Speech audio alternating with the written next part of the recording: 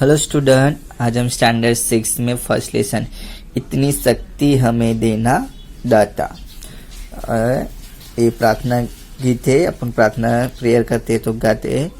अभी कवि का नाम के अभिलाष।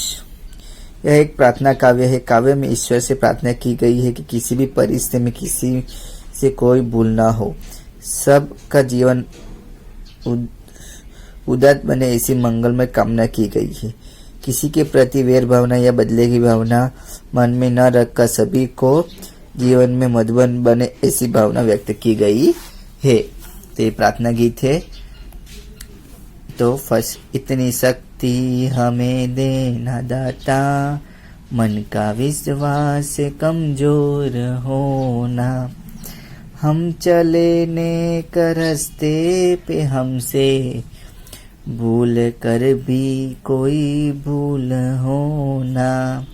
यानी कि इतनी शक्ति हमें देना, यानी कि हे ईश्वर, तुम हमें इतनी शक्ति यानी कि ताकत देना कि मन में विश्वास कमजोर न हो, कि हमारे मन में जो भरोसा है कभी कम हो न। हम चले नेक रास्ते पे, कि हम लोग हमेशा अच्छाई और ईमानदारी के रास्ते पे चले और भूल कर भी कोई भूल करे नहीं। कि हे ईश्वर, आप हमें इतनी ताकत देने कि तुझ पर जो मेरा मन का जो भरोसा है वो कभी भी कम नहीं हो, और हमेशा हम लोग अच्छाई और ईमानदारी के रास्ते पे चले और भूलकर भी हमें कोई गलती न हो। अभी आगे है, दूर अज्ञान के हो अंधेरे, तू हमें ज्ञान की रोशनी दे, हर बुराई से बचते रहे हम, जितनी भी दे भली जिंदगी दे, वैर होना किसी का किसी से, भावना मन में बदले की होना, हम चले नेक रास्ते पे हमसे भूल कर भी कोई भूल होना। हे ईश्वर, तू हमें अज्ञान के दूर कर, अज्ञान के अंधेरे से, यानी कि तू हमें ज्ञान के प्रकाश दे, जिससे हमारी जो अज्ञानता है, वो अज्ञान का जो अंधेरा हो हमारा दूर हो, हम लोग हर बुराई से बचते रहे, और तू हमें जितनी भी जिंदगी दी है, जितना भी जीवन दिया है, वो वह भलाई से भरी हो।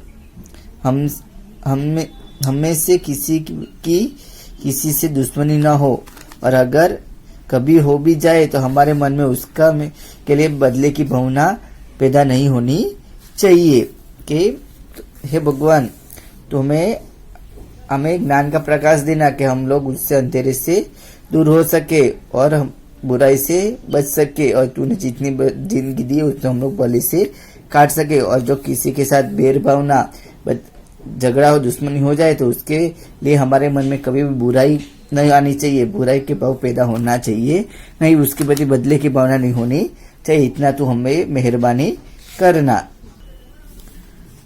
हम न सोचे हमें क्या मिला है, हमें सोचे किया क्या है अर्पण, फूल खुशियों के बाटे सभी को, सबका जीवन भी बन जाए मधुबन, अपनी करुणा का जल तू बहा के, कर दे पावन हर एक मन का कोना, हम चले नेक रास्ते पे हमसे भूल कर भी कोई भूल होना। कि हम ना सोचे हमें क्या मिला है, कि हम लोग यह ना सोचना चाहिए कि हमें क्या मिला है, बस हम लोग को ये सोचे कि कि हम लोग बस यही सोचना चाहिए कि हमने दूसरे को क्या दिया है, क्या मदद की है। फूल खुशियों के बांटे सबके को, हम लोग सभी के खुशियों के फूल बांटने चाहिए।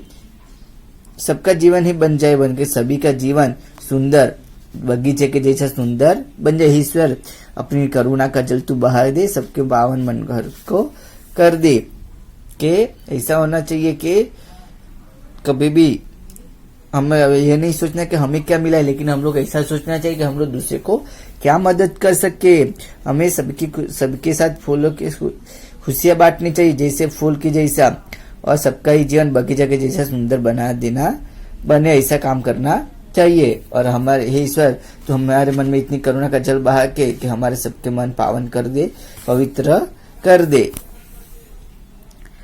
हम अंधेरे में है रोशनी दे, खो न दे खुद कोई दुश्मनी से। हम सजा पाए अपने किए की, मौत भी हो तो सहले खुशी से। कल जो गुजरा है फिर से न गुजरे, आने वाला वो कल ऐसा होना। यानी कि हे ईश्वर, जो हम अंधेरे में भी रोशनी दे, यानी कि अज्ञान से अंधेरे में हमारे से कुछ गलती हो जाए तो उसको हमें अंधेरे में प्रकाश देना, तो हमें ज्ञान की रोशनी देना। और हम एक दूसरे में दुश्मनी कर ले तो आप उसको मिटा न के, जिस अज्ञान अंधेरे से हम लोग को ज्ञान की रोशनी तू देना। और हम एक दूसरे की दुश्मनी कर ले तो हम खुद को मिटा दे डाले, तो हमें, अगर हम लोग में गलत रहूंगा बराबर, तो हम सजा पाए अपने किए कि हम लोग गलती की होगी तो हमें उसकी सजा भी मिलनी चाहिए। और उसकी सजा मौत भी हो तो हम लोग मान लेंगे कि गलती हमारी रहेगी तो हम लोग को मौत की भी सजा रहेगी, तो मैं खुशी से वो मंजूर कर लूंगा। और कल जो गुजरे फिर से, जो कल जो बुरी घटना हुई है, गलती हुई है, वो फिर से न हो ऐसा तू करना। और आने वाला कल जो बीते हुए कल के जैसा बुरा ना हो ऐसा करना, कि हम लोग जो गलती करते हैं उस वैसी गलती वापस ना हो, ऐसी कृपा तू हम पर करना। हर तरफ जुल्फ है बेबसी है, समा समा हर आदमी है। पाप का बोझ बढ़ता ही जाए, जाने कैसे धरती थमी है। बोझ ममता से तू ये उठा ले, तेरी रचना का ही अंत होना।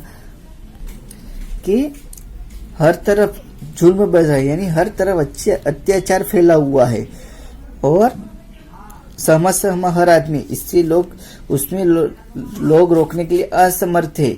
हर आदमी उसके लिए डरा दिखाई दे रहा है कि पाप का बोझ बढ़ता ही जा रहा है। पता नहीं कि धरती ये सब कैसे सहन कर रही है। हे परमात्मा, हे ईश्वर, तू अपनी ममता के बल पे ही ये धरती की इस बोझ को तू उठा रहा है, जिससे तेरी बनाई हुई दुनिया का नष्ट न होने से बच सके। कि तू अपनी ममता के प्यार से ही तू इसको बचा सकता है। तो आप लोग को ये पोयम अच्छी राइटिंग से नोटबुक में लिखना है, पहले तो हेडिंग डाल के, और अच्छे से याद भी करना है गा के, और उसके बाद क्वेश्चन आंसर लिखना है। Thank you.